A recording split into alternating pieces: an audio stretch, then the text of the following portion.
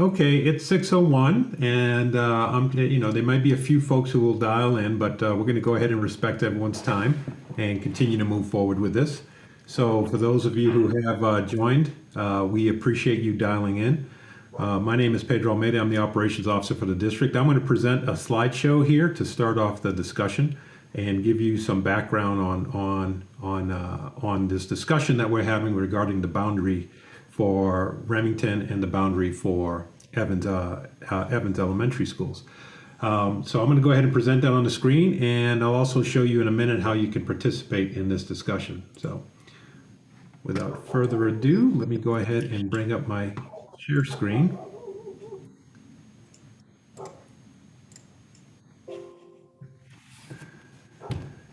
So again, this is a community meeting. We're going to discuss the boundary analysis options and have a public discussion and be able to reply to any kind of questions that any of you have out there. On the call, and folks that will probably be speaking over the span of this discussion is myself as the operations officer. Sean Dorsey is on the call as well, is the Sand Creek Zone Leader. And we also have Melissa Andrews, who's our Community and Facility Planning Manager. And both myself and Melissa will present the slides here, and then we'll go ahead and we'll take questions and discussion from anyone that's out there leveraging the chat box that we have on in the Zoom box. First thing I want to do is thank all of you for participating. We do want to hear your voices. We want to understand and hear your concerns, and the only way we can do that is by having you actually participate in this. And these are ways that you can participate and chime in with us. You'll notice on your menu bar in Zoom, there's a chat icon that looks like that talking balloon that you see in the black box there in the middle of the screen. If you do wish to participate and you want to go ahead and provide any comments or any questions, please go ahead and just click on that icon. Once you do, a chat box will open up as you see the white box on the right side of the screen. And in the bottom there where it says type message here, just click inside of that area, and your keyboard will be active for you to go ahead and type in any kind of comments or questions that you have. We're going to go through the presentation, and then we'll take any comments and address any questions at the end of the presentation, and we should have plenty of time to do that. The presentation really shouldn't take too long. We should be able to get to discussion relatively quickly. Big picture scene setter that we want to make sure that everyone is tracking. As we're looking at this question of boundary changes or boundary shifts here within the district, we all have to understand and acknowledge that this district is growing at an incredible rate. We're the fastest growing district in Colorado over the span of the last 5 years. There are some other districts that are kind of close to us in a short 1 year range, in particular 27J, and they were pretty close to us over a 1 year period. But over the span of the last 5 years, no one's even come close to us. I mean, not even remotely close to us in terms of how fast we're growing. And we have that expectation that will continue for a long time. What that means is that we have a very dynamic district. We have a constant change that is shifting the population within the district for a wide variety of regions. And when we plan boundaries for school boundaries, we try to look into the future, we forecast the best we can, but in a district that is as dynamic as this district, forecasting only goes so far. And so what you find us having to do is do boundary adjustments as we operate across the school district.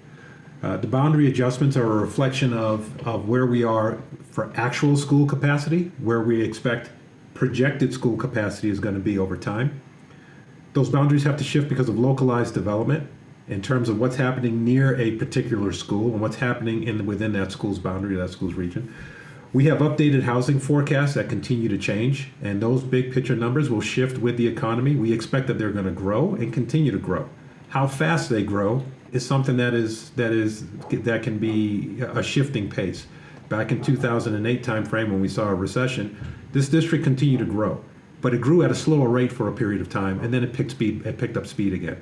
And right now the housing market is absolutely blistering in terms of construction and where we are here. That pace may slow in future years and slow down to a slower rate of construction.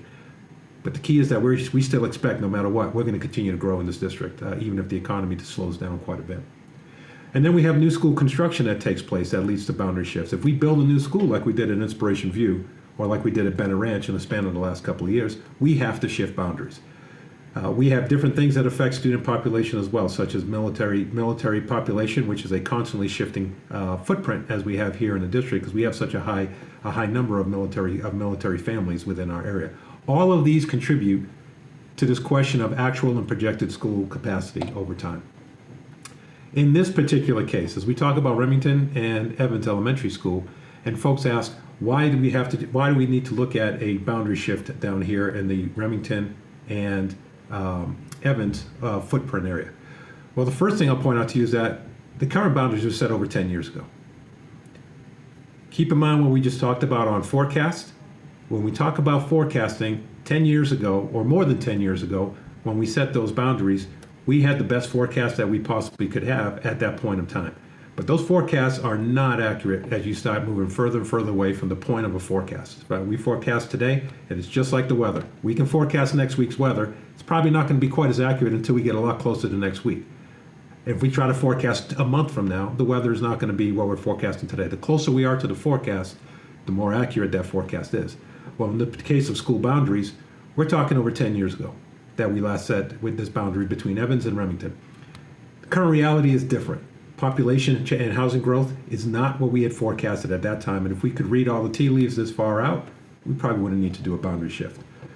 We have housing growth, and Melissa is going to get into some of that here in some of the next slides when it comes to the 5-year housing growth as well as long-term housing growth in the entire area between Remington and Evans Elementary School. And the last piece that I'll point out to you is this is a question of responsible use of taxpayer dollars. No one wants to see us have a school that has capacity and open space while a school right next to it is bulging at the seams. That simply is not something that is going to resonate well with the residents of the school that's bulging at the seams, because they're going to find their students in a potentially overcrowded footprint where we're not able to deliver education in a quality facility the way we want. And if there's a school that's very close to it, it simply makes sense to balance those schools. Over time, this will continue to change as we continue to add schools to the district, and we continue to change, and the district continues to grow. But while you have a period of time when you have a lot of capacity in one, and you have more space in one, and the other one is starting to bulge at the seams, it makes sense to balance those. And that is simply also a responsible use of our taxpayer dollars and our taxpayer assets that we have. So we have to also keep that in mind. All of these are reasons which are pointing toward us to look at the Remington and Evans boundary and make this proposed change that we are now analyzing within the district. So with that precursor, I'm going to go ahead and stop talking for a minute and hand the baton and the microphone over to Melissa Andrews and ask her to take us through maps and analysis. And Melissa, just tell me when you need me to move to the next slide. Right. My name is Melissa Andrews. I am the community and facility planning manager. And so this first slide we have for you is the current boundaries between Remington Elementary School and Evans Elementary School. All of the little colored squares that you see are future development. And so we take the darker the red is, that's the more current or the soonest we expect these homes to close. And as it lightens up to the red and to the oranges, that takes us out 1, 2, and 3 years. And so when we're looking in the Remington boundary, there's an awful lot of red down here in this right-hand corner. And so we're expecting quite a bit of new residences, new home sales, and children that are going to enter the district. As we move over to the left-hand side of Remington boundary, there are still a bunch of homes that are going to be out there. We don't have an accurate date of the start of those sales, as this development's brand new. This is going to be the infill project of the golf course. As we start seeing those home sales turnover, we'll start to track that data and update these projections for you. As we look down into the Evans boundary, you do see some homes that are going to be built. This development has been there for some time, and we have yet to see any movement on these homes. We're still tracking them, but it does appear that they're going to be quite a bit further out into the future. So the yellow area on the right-hand side of the whole screen, that development is the Banning Lewis Ranch master plan. We know the development's out there, but they don't have the current conceptual designs or anything.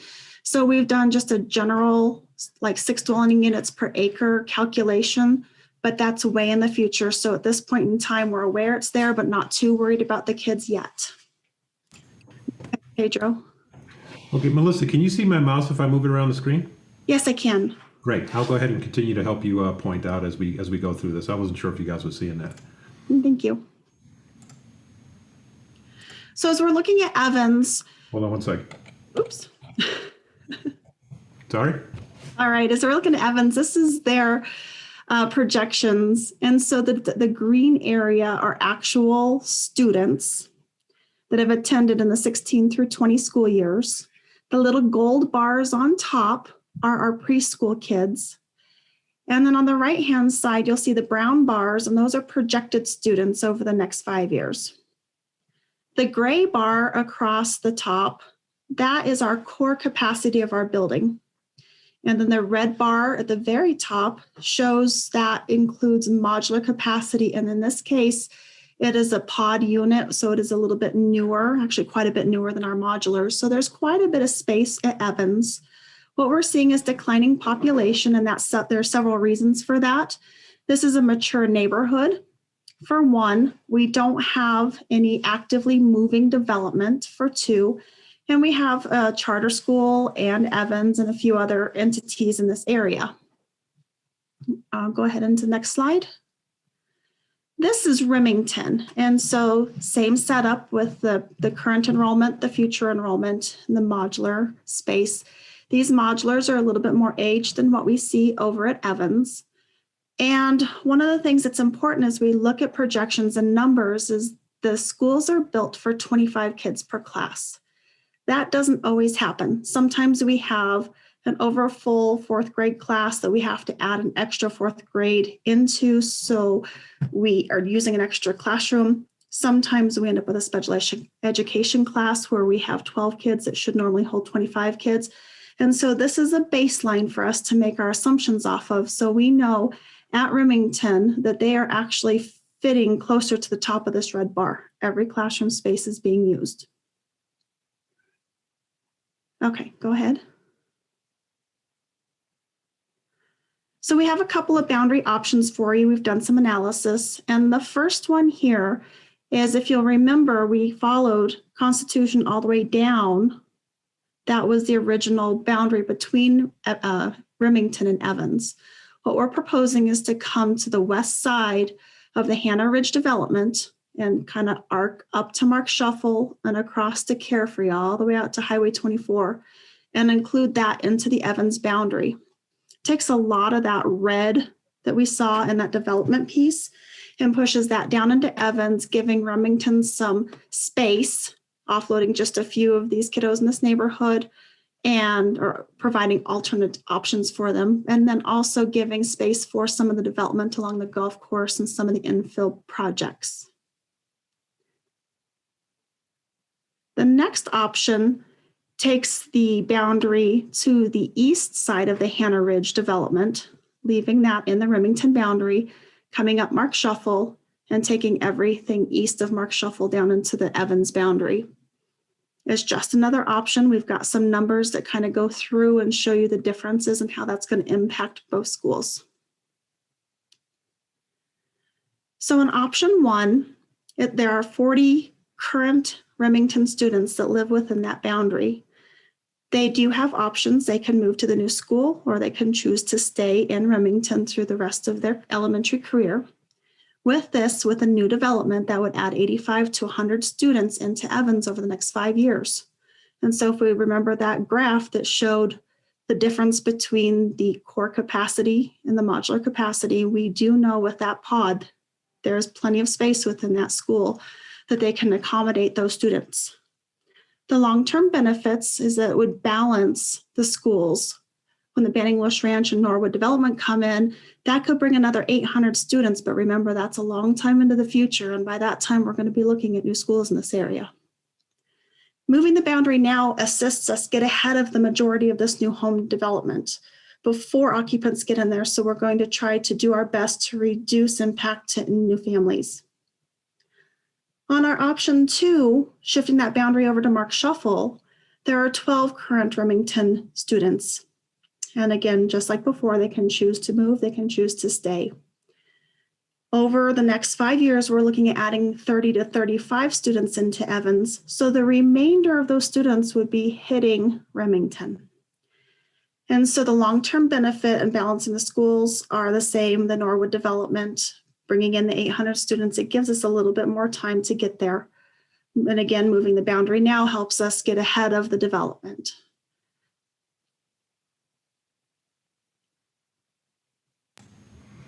Thank you, Melissa. And Sean, let me go ahead and we had one question that was in the chat box. And let me go ahead and answer that question on a couple of questions in the chat box from Melissa. Let me go ahead and field a couple of those. And then Sean, I'll hand it over to you, see if you have any comments, and then we'll open up for any further discussion or questions. The first question that Melissa asked is there a plan to eventually build a new school in the area in question? Short answer to your question is absolutely. Question of when, we don't really know yet. And this goes back to the last comment that Melissa made on her previous slide. And both of these, we talked about the long-term benefit as Banning Lewis Ranch starts to develop down there, down in the vicinity to the northeast of the Mark Shuffle Constitution intersection, and that entire massive area to the north and east that starts to develop. We're looking at hundreds of students coming in, and at some point we will need to build an elementary school down in this area. We don't know when. That's not on our projections right now. It is. I can tell you that it is quite a few years out. We're not talking the next 5 years. I would be hesitant to say anything beyond that, and even that might be beyond it. Melissa, I'm not sure if you would have any comments on what you would see as a projection on that in terms of the kind of windows we're talking about, time windows.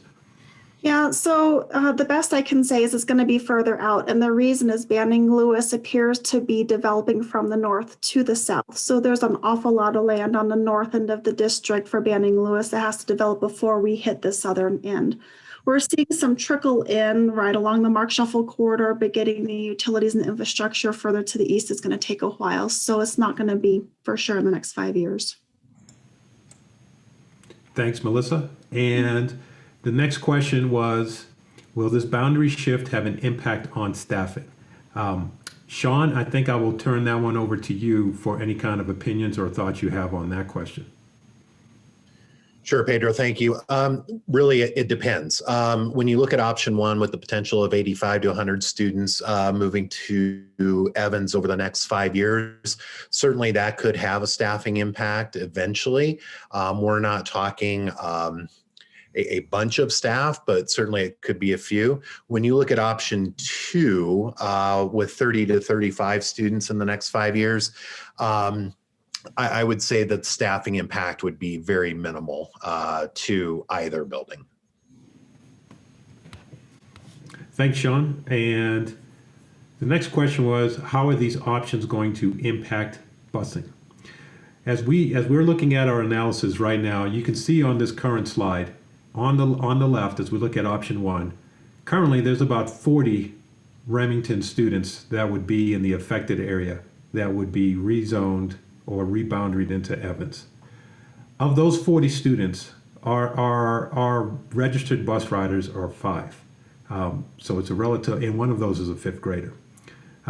So we're anticipating very little students that this is impacting for the current students that are there. The question in the past, as we have had the capacity within transportation, we have offered a 1-year grandfathering of transportation in different parts of the district when we have had to do a boundary shift. As we're sitting right now, we do not see the capacity or the capability for us to do that this year. And the reason for that is because of our significant shortage that we have in transportation bus drivers. As we're sitting right now, we're about 30%, actually closer to 40% short of bus drivers. This has been a long-term issue. We have been fighting a bus driver shortage for a number of years. And as we move into this upcoming school year, we are still significantly short bus drivers. With that shortage, and once we make a boundary shift, some bus routes are going to need to shift from Evans, moving down from the Remington area and moving down to service this as the students go into Evans. And we do not anticipate that we're going to be in a position to provide grandfathered busing for those students. And we are expecting that number to be pretty low in terms of the number of students that would affect. We understand that this will cause a challenge on the part of those families that are used to having that busing right now. But we simply don't have the capacity to dedicate a bus route to be able to move over there and pick up those students, given our shortage that we're dealing with right now. It is a strategic shortage that we're working through. And that is very, very unfortunate for those a handful of students. The only fortunate thing is that we're actually talking about a very limited number of students. The next question that is there is, when we get a chance, would love to know if younger siblings of current Remington students can be grandfathered in to join the big sibling when they start kindergarten. Anybody who is currently at Remington, if they are in a portion of the, if they're in if they're one of those 40 students, for example, in option 1, or if we were to find ourselves doing option 2, one of those 12 students, if those students choose, or those families choose to stay at Remington, they will need to apply for a choice enrollment into Remington, and they will stay. We're not anticipating that's going to be an issue at all. Any of their siblings that are coming in behind them would have to be requested to choice in. And I would leave it over to Sean and ask Sean to comment on the attendance policies and choicing in those students as we continue to move forward.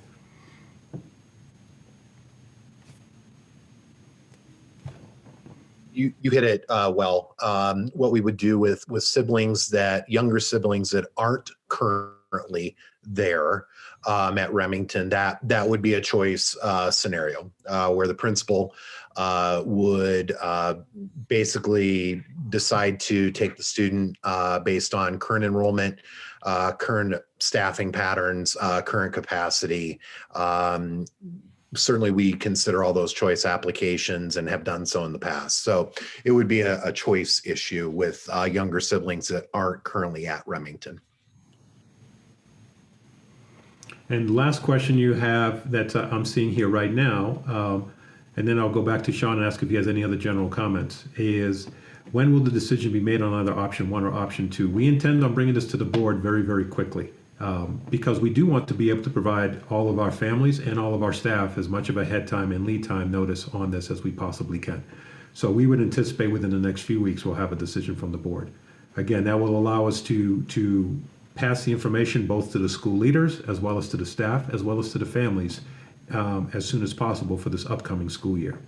The key point that Melissa made earlier is the last point you see on these slides. Part of the reason we're moving on this quickly is because those houses that you saw in red are coming, and they're coming quickly. And if we're going to make this boundary shift, we feel very strongly we want to make the boundary shift before those families arrive, purchase those homes, settle into those homes, and then make a boundary shift after those additional families are in the footprint. We would rather go ahead and have the boundary shift made sooner rather than later, so there's not a shifting boundary that's impacting, what's potentially dozens of students. And as we're talking about here, 85 to 100 students potentially over as we look at option 1. Sean, let me go back to you and ask if you have any other general comments that we have not covered yet, or anything that you wish to pass out to the crew out there. No, Pedro, I would just say that boundary shifts are, concerning, and I understand that. I think the district has put two good options, viable options for consideration.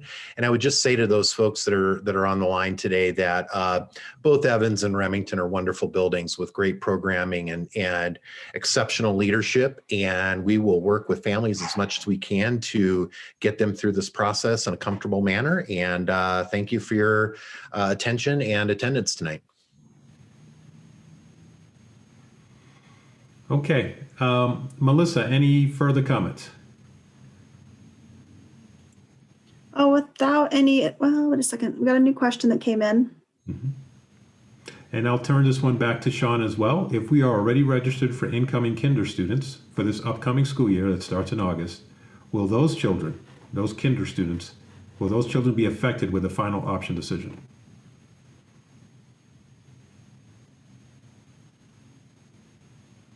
So the question is, students already registered for Remington, I assume, is that correct? Yes, we'll work with that family. Make sure they're where they need to be. Okay. And folks, if you have any other questions, please continue to put them in the chat box. In the meantime, I'll go over to Melissa, see if she has any other comments. Not that I can think of, unless anybody has specific questions as it relates to boundaries, number of students, or any of the development coming up. And we were joined also by our Chief Business Officer, Brett Ridgway. And Brett, I'm not sure if you have any, appreciate you joining us, obviously, and if you have any comments that you want to add to this discussion as well. No, I don't. I appreciate you all having it, and for the folks that are able to attend now, and hopefully even watch the recording in the future if we're able to make that available. But this type of strategic conversation, as you said early on, Pedro, it's going to happen more and more as growth happens, and we want to make sure that we're utilizing all of our facilities to their best degree, and not building buildings in one place while letting other buildings atrophy or have lower attendance. So this is the right kind of conversation that we need to be having. So I appreciate that. Thank you. And I will hang tight for about 5 seconds, see if anybody has any other comments in the chat box before we close up here.